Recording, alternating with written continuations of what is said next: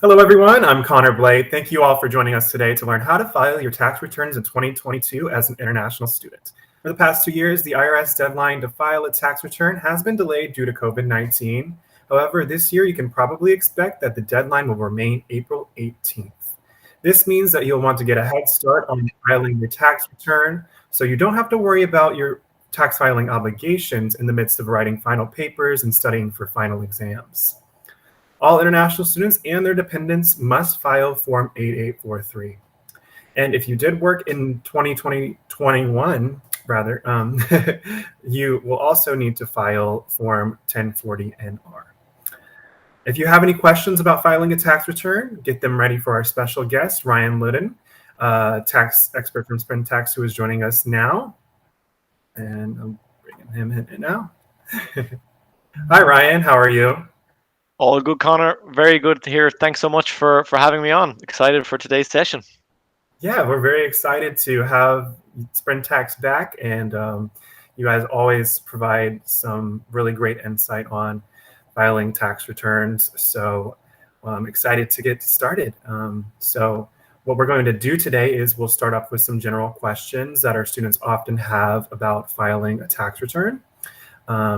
Feel free to our viewers, feel free to go ahead and send your questions in the comments as the live stream goes on, and we will answer them.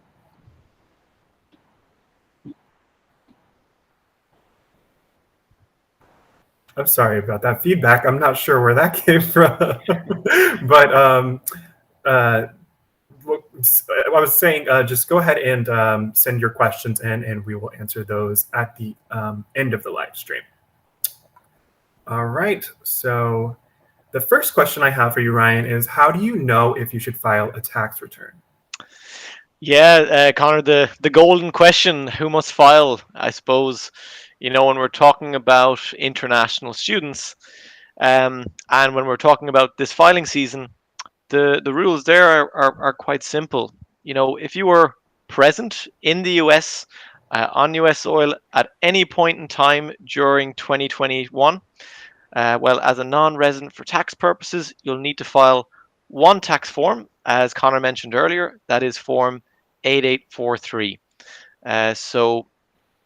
You don't actually, it's a minimum filing obligation.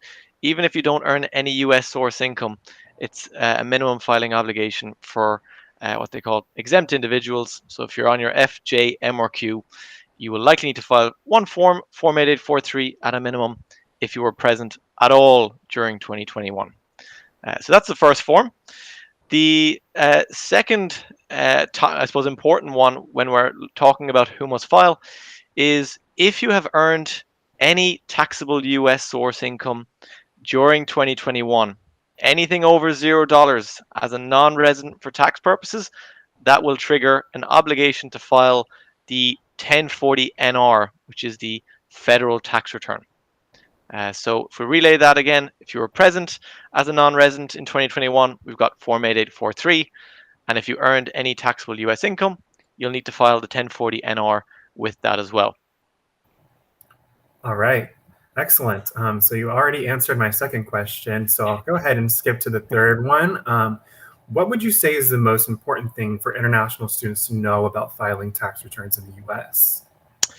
Yeah, I'll maybe put some personal perspective on that. I used to be an international student, so I back years ago in my days in University of Maryland. One thing that strikes out for me is, for many international students, your work colleagues are Americans or residents for tax purposes.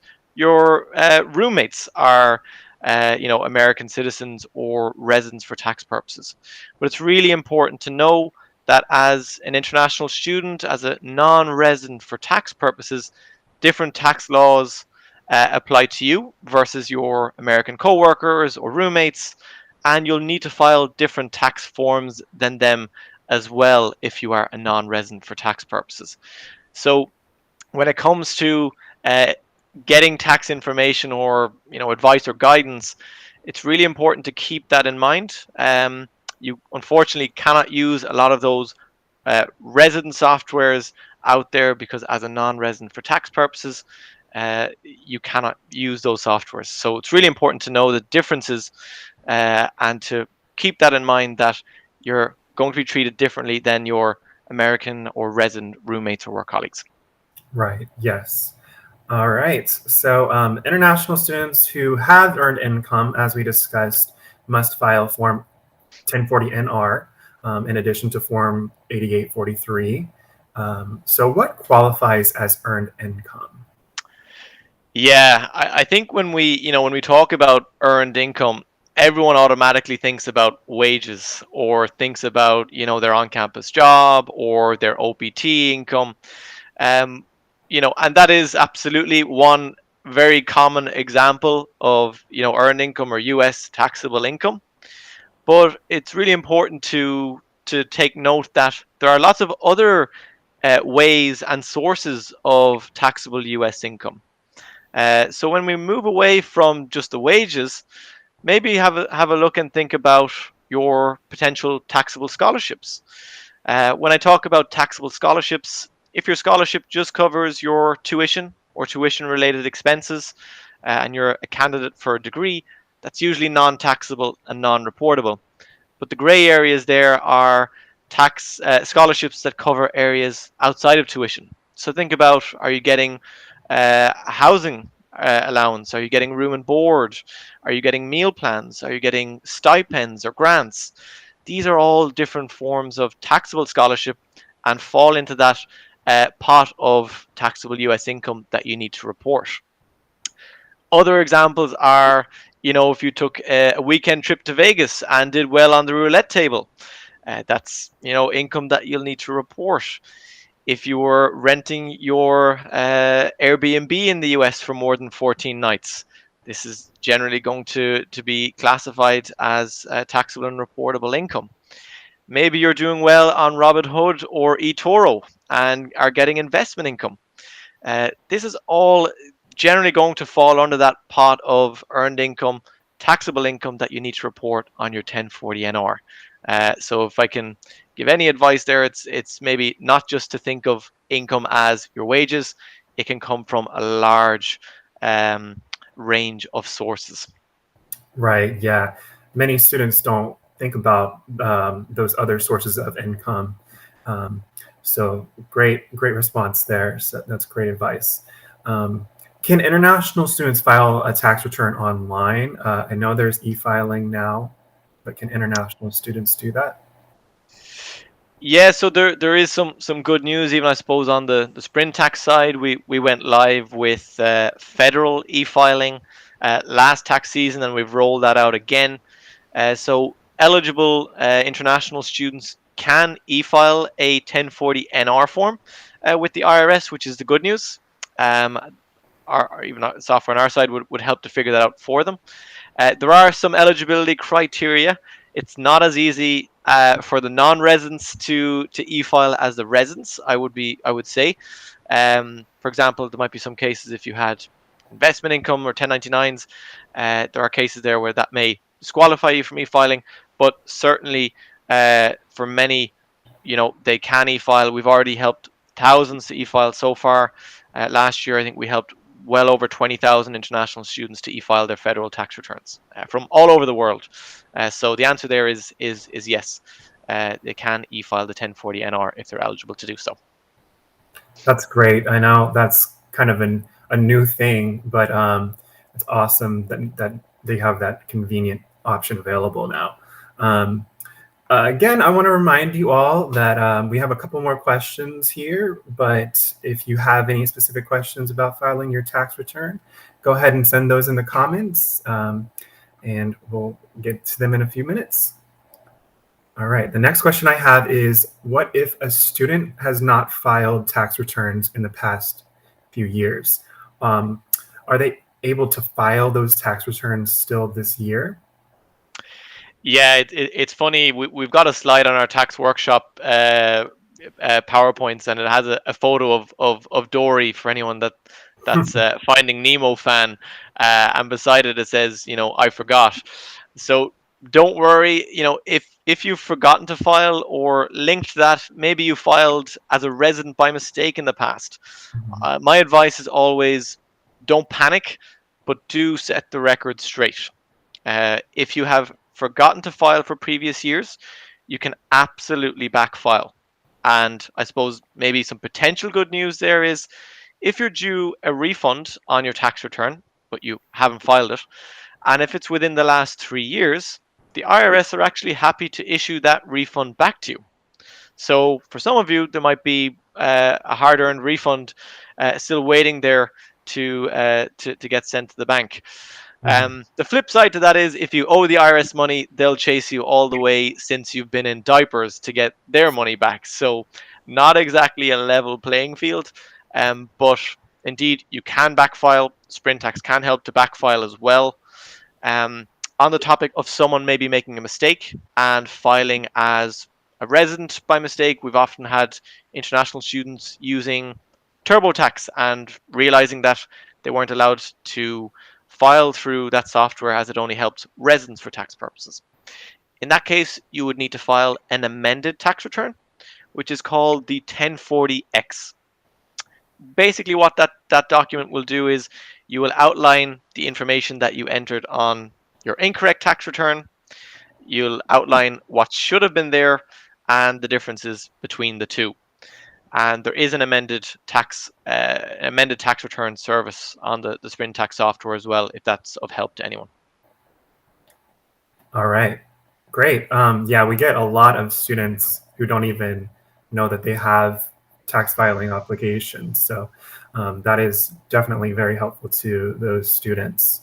Got one more question, and then we are going to turn to our viewer questions if there are any. How can Tax help students with filing their tax return? We've talked about this a little bit already, but let you expand on that. Yeah, absolutely. So I suppose, the way I always describe Tax is we're like TurboTax, but specifically designed for international students, scholars, and non-residents. Our pure focus is non-resident tax returns. So international students and scholars will basically go through our simple online tax questionnaire. You'll be able to outline whether or not you've earned US income and upload your income documents. So maybe a W-2 if you were working, 1042S if you had taxable scholarships, or 1099s if maybe you had some investment income. And we'll figure out your tax filing obligations, not only on the federal side, which I've spoken about there, but we can also figure out if you need to file a state return. And something I hadn't mentioned in this was that, there are over 43 states across the US that have state income tax. So depending on your circumstances, you may also trigger a state filing obligation, and the Tax software will let you know. And we will prepare those tax forms for you. If you're eligible to e-file your federal return, you can go ahead and electronically file your return directly through the Tax software. So that's kind of our how the software works. With that, then you've also got our live chat support that are there on hand when you're going through the questionnaire. If you're not sure about something, you can always reach out to our live chat team, our FAQs, and our email support as well. So that's Tax maybe in a nutshell. All right, great. So that is the last question I have. I have one viewer question that has come in. Keep on sending in your questions, viewers, if you have any. It's from Nguyen. On the form U of Tax, there is a section asking the date we intend to leave the U.S. permanently. If I don't plan to leave the U.S., how can I fill out this section? I need to select and couldn't select not applicable. Yeah, so can be common. If you're not sure when you intend to leave, the best thing to do is to outline the expiry date on your visa. So that is your, absolute intended date of leaving the US. If you're not sure, I always recommend to go down with that route. So the expiry date of your visa. All right, great. So that is the last question. Oh.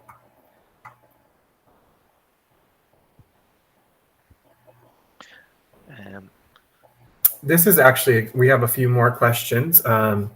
There's one from Sona. Sorry if I mispronounced that, but if an international student has a child born in the US, are they eligible for the stimulus checks if the student has never worked? If yes, how? Yeah, the golden question of the stimulus checks and eligibility here. I suppose there were a number of stimulus checks that were issued over the last couple of years. The first two Mhm. stimulus checks went out in 2020. So kind of some of the qualifying criteria there is you would have needed to be a resident for tax purposes for that year in which that stimulus check was issued. If you were a non-resident for tax purposes, or if indeed this child was not even born at that time, then it's likely you wouldn't be expecting to get that stimulus check. The next batch were in 2021, so you need to check that again. Were you a resident for tax purposes or non-resident for tax purposes for that tax year? That'll have a big effect on the eligibility criteria there. There is quite a good page on the IRS website, the Economic Impact Payments Information Center, and you can actually request a stimulus check if you are indeed eligible for it. So that might be the case for the child here. My guess is that it may not be possible for them to claim the stimulus check there. But if I can, I'll try and actually get that link up during the session and put it in the chat if I can, or I can send it to you later on, Connor, to be able to share it with the audience. Yeah, send that over to me and I will definitely share that. That'd be fantastic if you could do that. I have one question. I guess this one's for me, from Joni. Is there a preferred web browser to use the Form 8843 wizard on internationalstudent.com? I've used Chrome and Edge without a Form 8843 being generated. I'm sorry you had those issues, but Chrome or Firefox are definitely the best browsers that you can use, Joni. If you continue to have issues, just reach out to us and we will take a look into that and see why your form isn't being generated. But sorry again that you're having that issue. And I think that's the last question we have, Ryan. Yeah.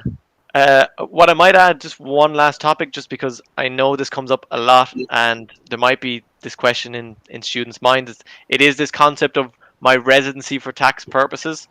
It might be helpful just to outline that. Typically, if you're an F1 or J1 student, the IRS will basically classify you as a non-resident for tax purposes for 5 tax years in the US. So during that time, you would essentially be treated as a non-resident for tax purposes. For anyone who's J1 scholar, researcher, dependents, teachers, you're typically given 2 years of non-resident status for tax purposes. After that 5-year period or the 2-year period, your days then start counting towards what's called the substantial presence test. It sounds like a crazy science experiment, but essentially you'll need to count all of the days for the current year in the US. You'll add that to a third of the days of presence in the US the year before that, and you'll add those days to 1/6 of the days of presence in the US prior to that. If it adds to 183, bingo, you'll generally be deemed a resident for tax purposes. But don't worry, the first step on Sprint Tax is a residency check. So we'll ask for your entry and exit dates in and out of the US, and we'll confirm your residency for tax purposes. So you don't need to get the calculator out. All right, great. I'm glad you added that in there. Sprint Tax is wonderful. If you all need any personal assistance with your tax return, definitely go to them. All right. So thank you all so much for joining us and asking your questions. We hope that you were able to learn a lot and you're more confident about filing your tax return. If you still have questions, or if you would just like to read more about filing a tax return, be sure to visit our student tax return page, which we'll link for you in the comments. There you'll be able to find our Form 8843 wizard, which helps you complete the required form. You'll also be able to find steps for filing your tax return, student tax FAQs, more videos on filing a tax return, and information on Sprint Tax. So thank you all again for joining us, and have a great rest of your day. Bye. And thank you, Bye, Ryan. everyone. Best of luck. Best of luck to everyone this tax filing season. Thanks so much for having me on. Thank you, Ryan.